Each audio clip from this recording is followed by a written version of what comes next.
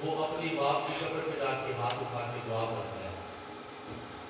تو ایک دن اس کے ذہن میں خیال آ گیا کہ اب باپ تو میرا وہ نہیں ہے، مٹی کی ڈھیری ہے، تو میں بات بھی نہیں کر سکتا، نہ میرے ساتھ بات کر سکتا ہے، نہ ہم دیکھ سکتے ہیں. میں آتا ہوں دعا کر کے چلا جاتا ہوں، پھر آتا ہوں دعا کر کے چلا جاتا ہوں، تو مٹی کی ڈھیری ہے. تو اس کے ذہن میں بات آئی کہ چلیں آج کے بعد پھر یہ سلسلہ ختم ہو. جس دن اس نے وہ ارادہ کر کے چھوڑا نا، جانا چھوڑ دیا، تو باپ خواب میں آیا. باپ نے کہا کہ بیٹا تم میری قبر پہ کھڑے ہو کے دعا کرتے تھے، تم نے جانا تم چھوڑ دیا. وہ کہتا ہے ابا جان وہ تو مٹی کی ڈھیری ہے، میں دعائیں تو کرتا رہا لیکن میرے ذہن میں بات آئی کہ وہ تو مٹی کی ڈھیری ہے، تو کیا فائدہ، لنک تو ختم ہو گیا.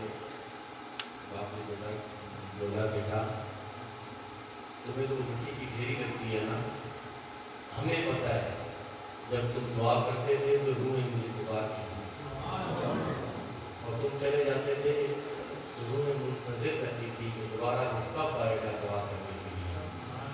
تمہیں مٹی کی ڈھیری نظر آتی ہے، لیکن پتہ تب چلتا ہے کہ مر جاتا ہے بندہ اور آگے پھنس جاتی ہے روح. پیچھے سے جو میں نے سلسلہ بھی کچھ نہیں بنایا. یہ خوش قسمتی آپ لوگوں کو، ہم تو بارہا آپ کو یہی نقطہ بتاتے ہیں کہ بھائی اپنے نسلوں کو سوار کے چلے جاؤ دنیا سے. کوئی دوبارہ کسی نے نہیں آنا، کسی نے نہیں بچانا آ کے. وہاں پہ صرف جان پہنچنی ہے. تو قرآن پاک کے الفاظ ہیں بعضهم لبعض عدو کے لفظ ہے. عدو دشمن کو کہتے ہیں، ایک دوسرے کے دشمن بن جائیں گے. ماں بھی نیکی نہیں دے گی، باپ بھی نیکی نہیں دے گا، رب کا فیصلہ آ جائے گا. انسان ایک نیکی لے کے آ تجھے جنت میں داخل کر. اب ایک نیکی کے لیے ماں سے پوچھے گا ماں جان نیکی چاہیے، میری ماں دنیا میں خوش کر خود بھی جگہ پہ سوچی تھی، میرے لیے باپ نے محل بنائے، گھر بنائے، محنت مزدوری کرتا رہا. آج ایک نیکی کا سوال کر رہا ہوں، ماں بھی کہے گی بیٹا نیکی نہیں دے سکتی، باپ بھی کہے گا نیکی نہیں دے سکتا. خونی رشتے بھی آپ کو جواب دے دیں گے، دوستی دشمنی میں تبدیل ہو جائیں گے. لیکن ہوگا کیا؟ عام کیا چیز آئے گی؟ الا المتقین، اللہ والوں کی سنگت اس دن بھی سلامت ہے. ایک روکا، ایک فیصلہ، ایک نسبت، آپ نسبت ہے. ہاتھ میں ہاتھ لینا، کلمے پڑھنا، یہ عام چیز ہے. تجربہ ہوا اور انہوں نے کہا کہ جناب برتن صاف جراثیم ہے. جب یہ تجربہ ہوا، انگریز نے تجربہ کیا کہ اس میں جتنا بھی ہم نے تجربے کیا لیکن جراثیم پھر بھی رہ جاتے ہیں. حضور کا عاشق بیٹھا ہوا تھا، حضور کا عاشق بیٹھا ہوا تھا. اس نے کہا لاؤ، یہ کیوں نہیں صاف ہوتا؟ اس نے کہا تجربہ کیا ہے، جراثیم پھر بھی رہ جاتا ہے. اس نے پھر کہا اعوذ باللہ من الشیطان الرجیم بسم اللہ الرحمن الرحیم لا الہ الا اللہ محمد رسول اللہ. بھوک ماری، اس نے کہا لے لو لباس، اور انالسس کیا تو برتن بالکل ایک بھی جراثیم نہیں.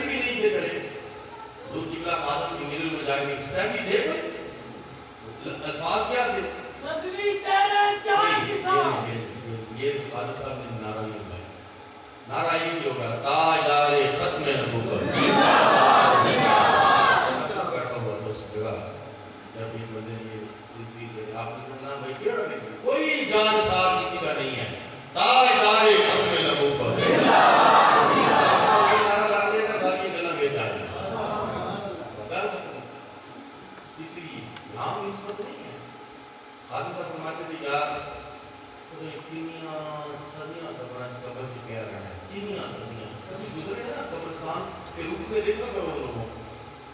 میں تو یقین کرو جب قبرستان کی طرف جا کر ان پلیٹوں کو دیکھتا ہوں نا، نیم پلیٹ کو دیکھتا ہوں، مرزا صاحب، چودھری صاحب، ملک صاحب، جٹ صاحب، مہانے خیال صاحب، خان صاحب، بڑے چلے گئے جیسے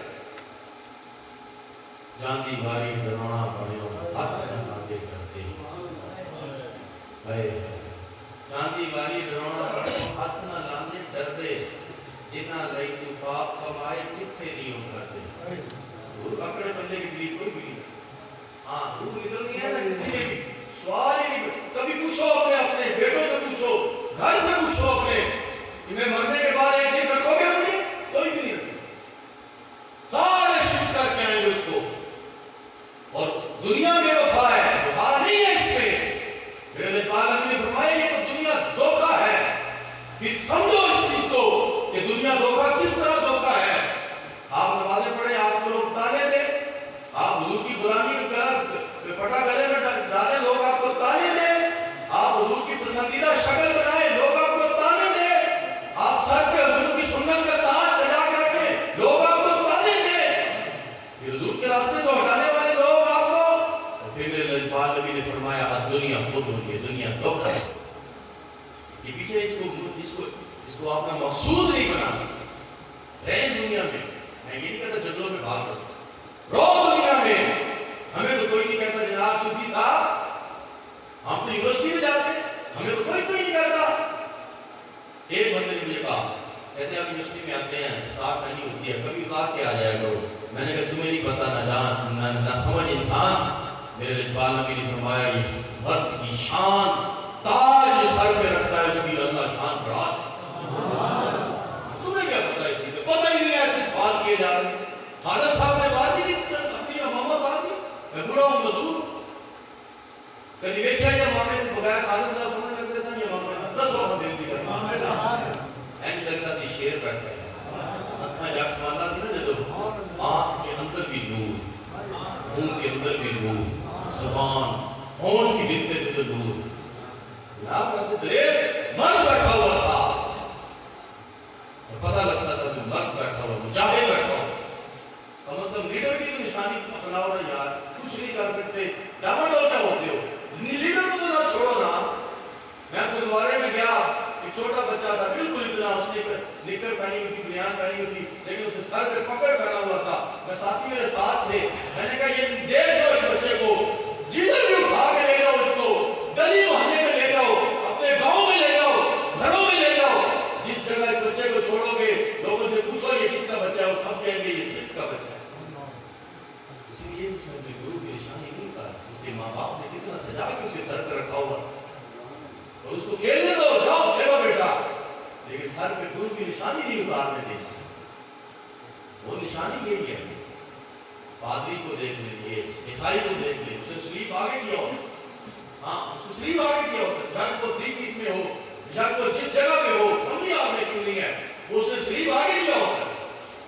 تلک اس نے لگائی ہوتی ہے ماتھے پہ. اس نے کبھی بھی نہیں سوچا کہ یار میں منہ پہ ماتھے پہ تلک کیوں لگا رہا. نہ اس نے لگائی ہوتی ہے. اس نے اسی لیے کوئی پوچھنے کی ضرورت نہیں ہے. تلک لگا کے کیا ثابت کرتا ہے؟ میں پنڈت کا ماننے والا ہوں، اگلی بات ہی ختم ہو جاتی. میں گرو کا ماننے والا ہوں، بات ہی ختم ہو جاتی.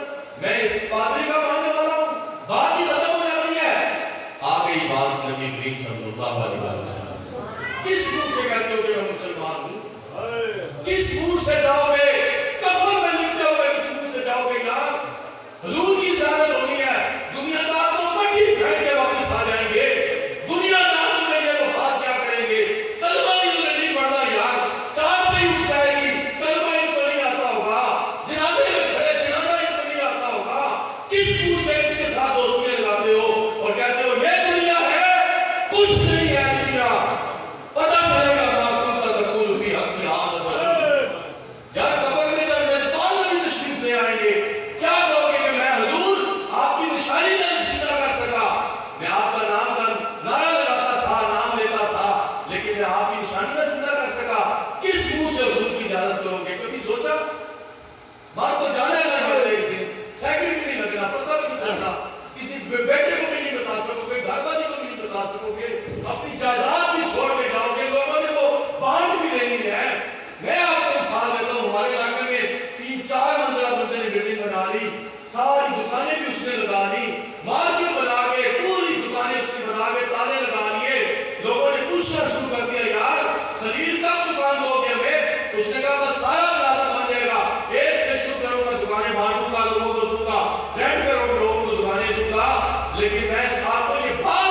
الفن کہہ رہا ہوں، میں خود اس جگہ پہ گیا، میں نے بندے سے پوچھا، اس نے بڑی محبت کی، کہتے سرکار دعاز کے اندر آ جاؤ، دکان ہے. میں چلا گیا، میں بات پوچھ رہا تھا اس سے، یار یہ تو پلاٹ تھا، یہاں پہ اتنی بڑی بلڈنگ کھڑی کرتی. اس نے مجھے بتایا، اور اس نے جب یہ لفظ بولے سرکار ابھی پہلی دکان اور شروع کی تھی اس نے رنگ پہ چڑھانا، لیکن ہوا کیا کہ وہ جناب دنیا سے پڑتا تھا.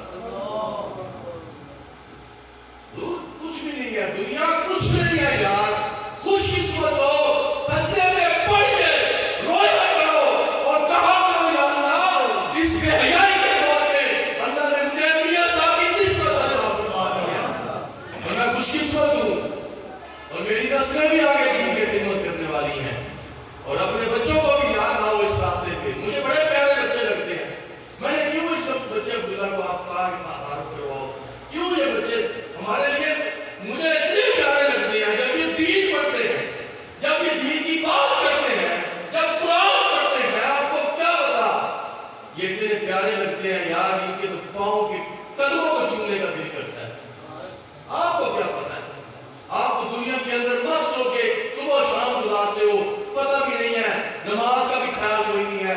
جو فرض ہے، جو اللہ تعالیٰ نے ہم پہ فرض کی ہوئی ہے، بڑے بڑے نعرے لگانے والے بندے سے کبھی خیال آیا اس کو کہ میں نے یار حضور کے پاس جاتے وقت حضور کو کیا کہوں، حضور میں تو یہودیوں والی شکل لے کے آ گیا آپ کے سامنے. اب آپ کی میں بتاؤں حضور کی کرم نوازی کتنی تھی. ہاں بہتی میں حضرت وہب بن منبہ رضی اللہ تعالیٰ عنہ، حضرت موسیٰ علیہ السلام کو جب اللہ نے قریب بلایا تو موسیٰ علیہ السلام نے عرض کی، اے اللہ تورات میں نے ایک ایسی امت کا ذکر پایا ہے جو خیر امت اخرجت للناس، جو لوگوں کو نیکی کا حکم دیتی ہے، برائی سے روکتی ہے، اللہ پر ایمان رکھتی ہے. موسیٰ عرض کرتے ہیں اے اللہ اس امت کو میری امت بنا دے. تو اللہ فرماتے ہیں وہ احمد مجتبیٰ صلی اللہ علیہ وآلہ وسلم کی امت ہے. کتنے احسانات ہیں، سنتے رہو پھر آپ کو بتاتا جاتا. پھر موسیٰ علیہ السلام اللہ کی بارگاہ میں عرض کرتے ہیں اے اللہ تورات میں نے ایسی امت کا ذکر پایا ہے جن کے سینوں میں کتاب ہوگی، پچھلی امتیں دیکھ کر اپنی کتابیں پڑھیں گی، وہ اپنی کتابوں کو حفظ کریں گے. یا اللہ اس امت کو میری امت بنا دے. اللہ فرماتے ہیں وہ تو احمد مجتبیٰ صلی اللہ علیہ وسلم کی امت ہے. پھر موسیٰ علیہ السلام عرض کون کر رہا ہے، کس سے عرض کر رہا ہے، اور اللہ رب العزت کیا فرماتے ہیں. پھر موسیٰ علیہ السلام عرض کرتے ہیں اے اللہ میں نے تورات میں ایک ایسی امت کا ذکر پایا ہے جو پچھلی کتابوں پر ایمان رکھے گی، گمراہ پیشواؤں سے جنگ کرے گی، کانے دجال و کذاب سے جنگ کرے گی. اے اللہ اس امت کو میری امت بنا دے. اللہ فرماتے ہیں وہ تو احمد مجتبیٰ صلی اللہ علیہ وسلم کی امت ہے. پھر موسیٰ علیہ السلام عرض کرتے ہیں اے اللہ میں نے تورات میں ایک ایسی امت کا ذکر پایا ہے جو اپنے صدقے خود استعمال کریں گے، اور اس سے پہلی امتوں کے صدقے جب وہ اپنے صدقے نکالیں گے اللہ ان پر آگ بھیجے گا اور وہ آگ ان صدقوں کو کھا جائے گی. جس کا صدقہ قبول نہیں ہوگا آگ اس کو نہیں کھائے گی. اس امت کو میری امت بنا دے. اللہ فرماتے ہیں وہ تو احمد مجتبیٰ صلی اللہ علیہ وسلم کی امت ہے. یہ صدقہ دینا ہونا تھا، ہم کسی کو صدقہ پکڑا دیے نہیں آپ سکتے، استعمال نہیں ہو رہا. لیکن پہلے وقت میں پہلی امت صدقہ نکالتی تھی، آگ آ جاتی تھی اور کھا جاتی تھی. اور پھر اللہ رب العزت کی بارگاہ میں حضرت موسیٰ علیہ السلام عرض کرتے ہیں اے اللہ میں نے تورات میں ایک ایسی امت کا ذکر پایا ہے کہ جو برائی کا ارادہ کرے اسے لکھا نہیں جائے گا، اگر برائی کو کر لے ایک گناہ لکھا جائے گا. اگر اس نے نیکی کا ارادہ کیا اور اس نے کیا نہیں ہے لیکن ایک نیکی لکھی جائے گی. سنو دوبارہ مطلب یہ کہ جملہ غور سے سنو. برائی کا ارادہ کرے برائی نہیں لکھی جائے گی، اگر برائی کر لی تو ایک گناہ لکھا جائے گا. نیکی کا ارادہ کیا اور نیکی کی نہیں، ایک نیکی لکھی جائے گی. اور اگر اس نے نیکی کر لی 10 گناہ سے 700 گناہ تک نیکیاں بڑھا لی جائیں. عرض کرتے ہیں اللہ اس امت امت بنا دے. اللہ فرماتا ہے وہ تو احمد مجتبیٰ صلی اللہ علیہ وآلہ وسلم کی امت ہے. پھر عرض کرتے ہیں موسیٰ علیہ السلام اے اللہ میں نے تورات میں ایک ایسی امت کا ذکر پایا ہے جن کی دعائیں قبول کی جائیں گی اور وہ اپنی دعاؤں میں مستجاب ہوں گے. مستجاب کا مطلب یعنی ہے ان کی دعائیں رد نہیں ہوں گی, اپنی دعاؤں میں مستجاب ہوں گے. یا اللہ اس امت کو میری امت بنا دے. اللہ فرماتا ہے وہ تو احمد مجتبیٰ صلی اللہ علیہ